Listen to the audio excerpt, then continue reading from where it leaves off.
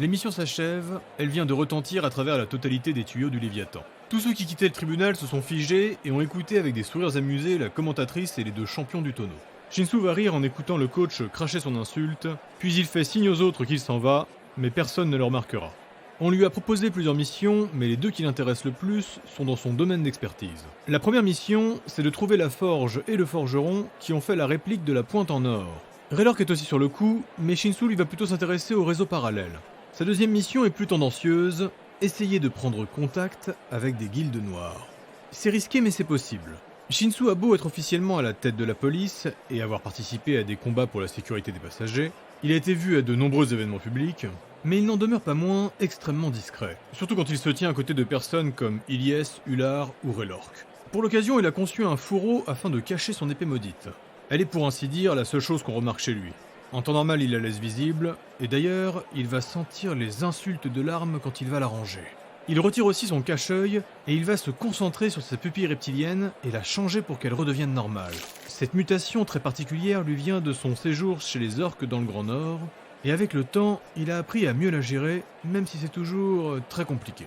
Et enfin, le dernier point qui pourrait énormément l'aider, Shinsu a gardé un stock de la drogue que Kalakokara avait inventé, la feuille de cuivre. Cette dernière est devenue très rare et elle est extrêmement précieuse. Le combattant descend immédiatement dans les étages inférieurs du Léviathan. Il sait qu'il y a placé sous la forge principale un réseau de petites forges clandestines qui utilisent les aérations pour s'installer le temps d'une soirée.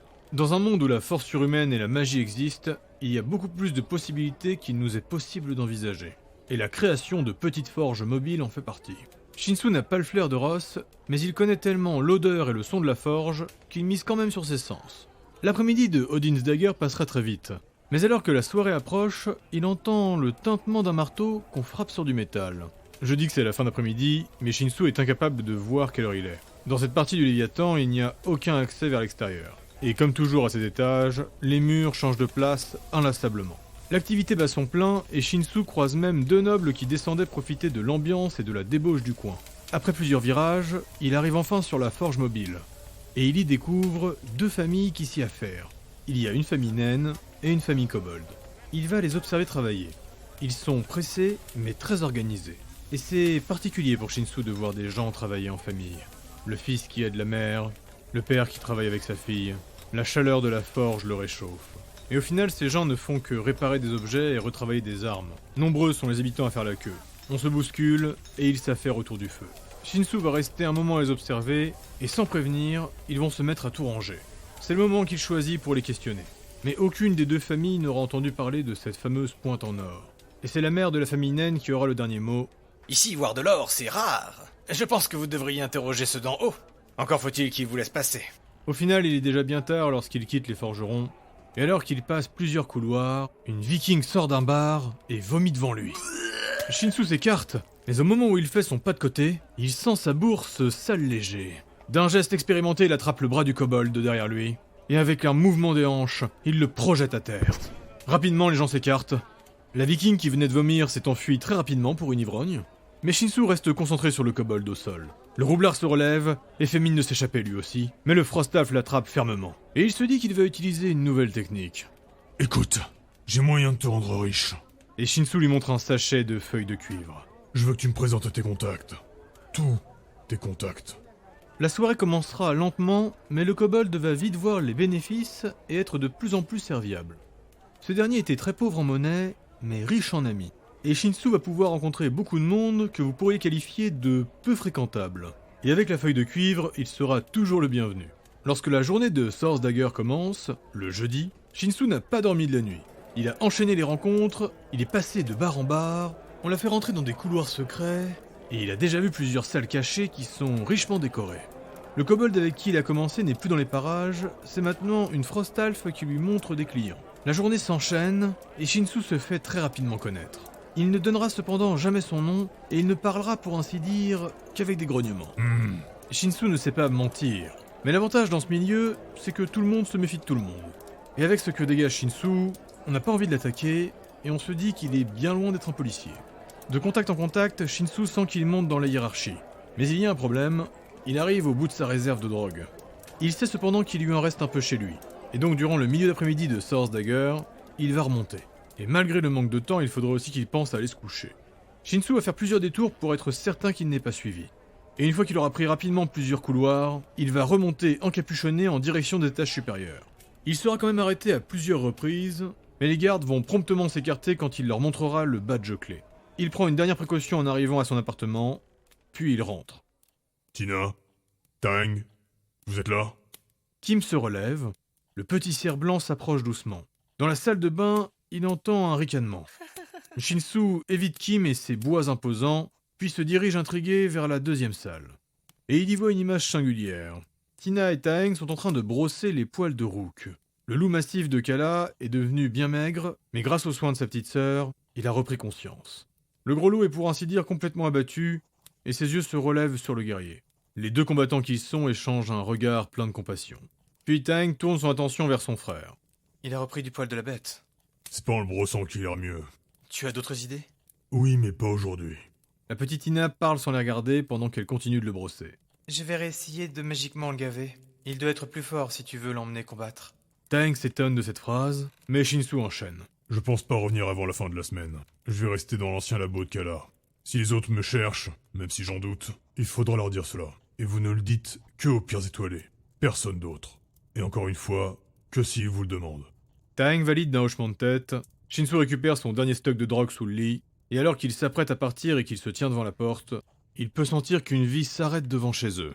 Il peut aussi entendre les craquements du bois au sol. Doucement, Shinsu se prépare à dégainer. Il ne sait pas comment on a pu le suivre jusqu'ici, mais si cette personne est assez forte pour le prendre en filature, c'est qu'elle est puissante. L'inconnu reste devant la porte de très longues et inquiétantes secondes. Bien qu'elle soit presque aveugle, Tina peut sentir la tension et elle reste muette. Et soudain...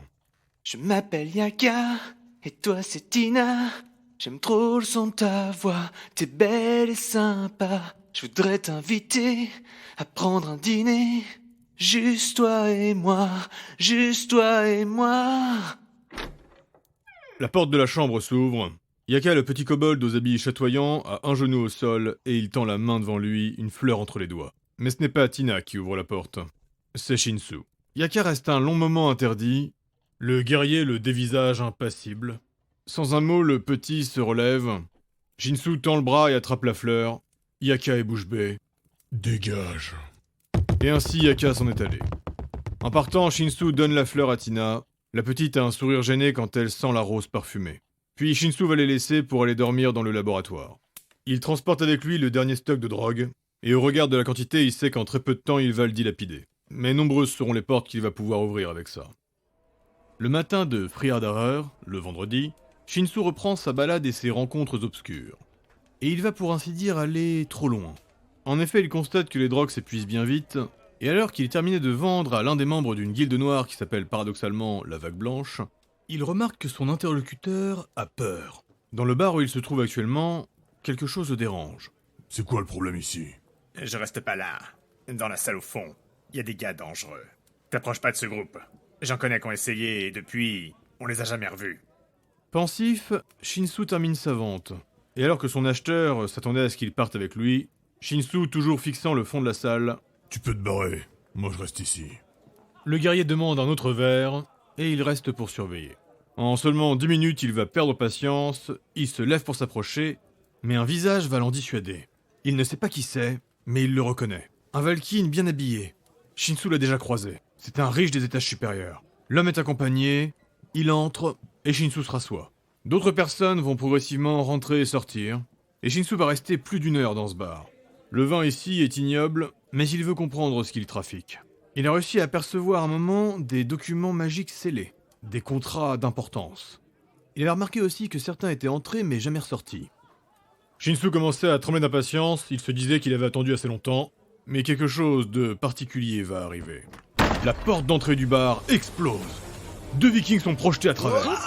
Et c'est les 4 plaqueurs qui arrivent les armes au clair. Celui-ci? Au même instant, une poignée d'hommes sort de la salle du fond. Shinsu voit aussi 2 sentinelles qui étaient cachés dans le bar. Tous s'apprêtent à affronter les plaqués. Et Shinsu a une idée. Il fonce rejoindre le combat. Il a amené avec lui l'une des épées qu'il a forgées. Il va la dégainer, et son artefact maudit va l'insulter quand elle ne sera pas choisie. Et Shinsu va attaquer les plaqués. Tenolt part sa frappe, et il le dévisage. Il s'apprête à parler, Shin. Mais le Frostalf lui décoche un crochet. Le couple de nains vient de repousser 5 combattants et 3 d'entre eux sont déjà au sol. Avec un pas latéral, Shinsu frappe violemment le bouclier de la naine. Rivia est déstabilisée et elle arrête son mouvement. Pénolt, le viking aux cheveux bleutés, allait hurler pour l'arrêter. Mais Bigiel, qui est un scalde très futé, a compris ce qui se tramait. Retraite! C'est encore lui! Rifia, Tenok! Retraite, je vous dis! Pénolt va finir par comprendre. Les 2 nains, eux, sont occupés à se démener face à leurs adversaires, mais les plaqués vont finir par s'échapper, et les hommes de la pègre vont aller récupérer leurs nombreux blessés. Telle une tornade, en l'espace de quelques minutes, les plaqueurs ont tout saccagé. Une trollesse s'approche de Shinsu d'un pas décidé. Le guerrier la laisse avancer, mais cette dernière garde ses distances. Tu travailles avec qui, guerrier? Shinsu a toujours son épée dans la main. Personne. Mais je pense que vous aimeriez m'embaucher. Il a remarqué que la trollesse était sortie de la fameuse porte qu'il surveillait. Et je pense aussi que vous avez besoin d'un type comme moi. Ça fait des heures que j'observe, mais personne n'est venu me virer. Et comme vous pouvez le voir, vos hommes sont loin d'être à la hauteur. Il lance un regard à ceux qu'on est en train de relever. Combien tu veux? L'argent m'apporte peu. Tout ce que je veux, c'est pouvoir me battre. La trollesse jette une pièce en or. Donne-moi encore 1 heure. Et pour le moment, tu veilles à ce que personne n'entre sauf si j'ouvre la porte. Shinsu accepte sans un mot et s'assoit à nouveau. Et en effet, son nouvel employeur ressortira après un peu plus d'1 heure. Bon, t'es engagé. Chaque heure avec nous, c'est 2 pièces d'or. Pas un mot, tu nous suis, et tu resteras à l'entrée de chaque porte que je vais t'indiquer. S'il y en a qui s'approchent, tu peux les frapper. Et s'il y a encore ce groupe de tarés, c'est à toi de les repousser. Il accepte. Shinsu va les suivre, mais il ne verra rien de bien important. Il sera donc posté devant chaque porte où ils vont s'arrêter.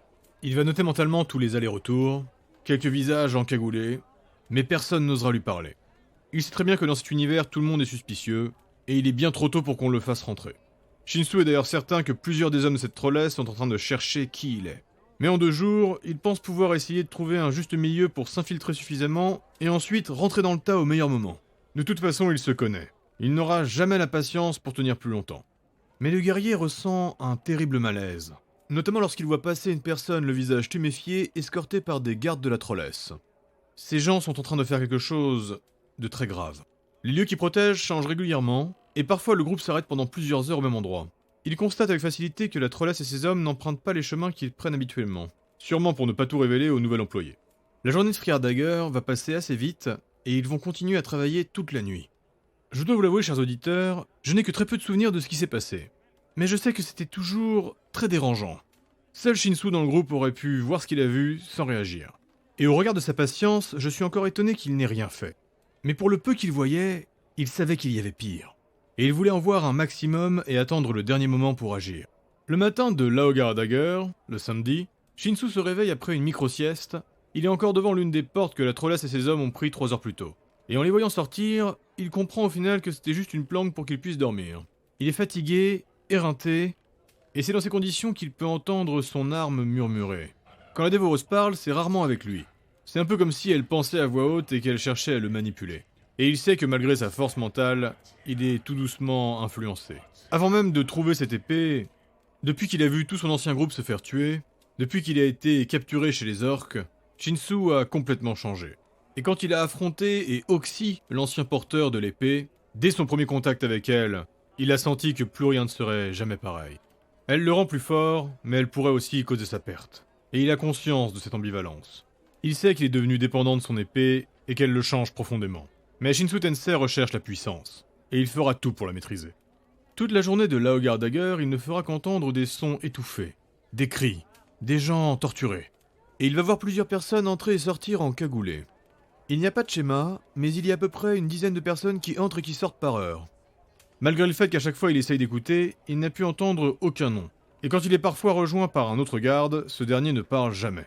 Mais Shinsu calcule. Il a repéré qu'il passait plusieurs fois au même endroit et qu'il y avait des salles plus importantes que d'autres. Il a même pris le temps de faire quelques encoches pour reconnaître le plafond. Il n'est pas bon en orientation, mais quand il chasse, c'est autre chose. Le soir, la trollesse vient le voir. Elle lui donne son argent, les mains pleines de sang. On se retrouve ici même dans 5 heures. Va te reposer, on va se disperser. Fatigué, Shinsu se dirige vers la planque de Kala. Il ne le reconnaît pas, mais il est pris dans une tourmente insidieuse. Sans le savoir, il est embarqué dans cette histoire malsaine, et alors qu'il veut arrêter la machine, il est pris dans les rouages. Perdu, il réfléchit en arrivant au laboratoire, mais la dévoreuse détecte une présence à l'intérieur. Shinsu se prépare à l'affrontement. Il ouvre la porte, prêt à voir l'un des membres d'une pègre. Il découvre une Frostalf protégée d'une armure en métal. Avec ses yeux d'expert, Shinsu remarque tout de suite que le métal est composé d'abyssite. C'est un matériau rare qui vient tout droit des profondeurs abyssales. Il va aussi reconnaître le visage, il n'a pas son nom, mais il sait que cette Frostalf est membre d'une guilde d'or. Elle lui fait signe de s'introduire, comme si c'était chez elle. Shinsu avance et ferme la porte derrière lui. Elle a des cheveux blancs et pourtant elle ne semble pas âgée. Ses yeux brillent d'un bleu chatoyant. C'est magique à n'en pas y douter. Et alors qu'il s'approche, il peut voir que la femme a une épée d'abyssite. L'arme s'illumine du même bleu que ses yeux. Des runes y sont inscrites. Shinsu est sur ses gardes. Vous êtes de la guilde obsidienne? Oui, je me nomme Katsuga Kaze. Je présume que vous êtes ici pour parler de mon épée. Pas seulement, Shinsu Tensei. Franchement, c'est pas le lieu ni le moment. La sœur de feu Kalakokara. Elle a changé depuis la mort de son frère, n'est-ce pas? Je vous ai dit, c'est pas le moment. Sortez d'ici.